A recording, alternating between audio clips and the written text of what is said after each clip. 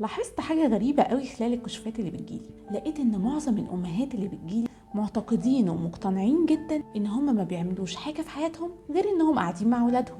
بس الغريب هنا ان لما كنت بقعد مع اولادهم الاقيهم شايفين ان اهلهم ما بيقعدوش معاهم خالص ولا بيلعبوا معاهم. طبعا اول فكرة هتجيلكم ان اكيد حد بيكذب يا خال، بس اكتشفت في الاخر ان الموضوع مش موضوع كذب خالص. الحقيقة ان انا اكتشفت 4 انواع من الاسر. اول نوع الأسرة اللي فيها الأب والأم بيقعدوا مع أولادهم 10 دقايق بس وبعدين يتفرقوا. الأم تروح ترد على التليفون والأب ينزل يجيب حاجات ويرجع يمسك التليفون.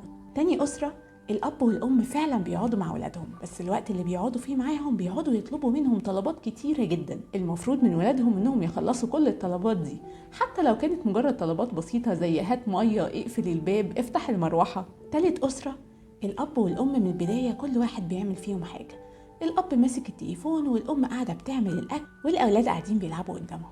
رابع نوع واللي طبعا مش هقدر أغفل عنه الأسرة اللي فيها الأب والأم بيقولوا لأولادهم تعالوا اتفرجوا معانا على الفيلم أو تعالوا العبوا اللعبة اللي احنا بنلعبها. بس للأسف كل دول ما يعتبروش فعلا بيقعدوا مع اولادهم، ولا حتى النوع الرابع. لان عشان يكون في كواليتي تايم صح مع اولادنا، او الوقت اللي فعلا ولادنا لما نيجي نقول لهم بابا وماما بيجوا يقعدوا معاكم يكونوا فعلا حاسين ان هم بيقعدوا معاهم، لازم يبقى في شروط للوقت ده. اول حاجه اننا نكون بكامل انتباهنا معاهم. 2 الوقت يكون من غير اي طلبات، ما هو الا ان وقت مستمتع بوجود ابنك معاك. 3 اللعبة اللي هتلعبوها تكون مهمة عندهم هم، مش مهمة عندك انت او سهلة ليك انت. يعني هتلعب اللعب اللي هم اختاروه حتى لو ما كانش مفضل ليك. اما لو ابنك اختار انه يقضي الوقت دوت في فيلم بيتفرج فيه معاكم، لازم الفيلم يكون هو اللي اختاره برضه ومناسب ليه هو، مش الفيلم اللي انت اخترته.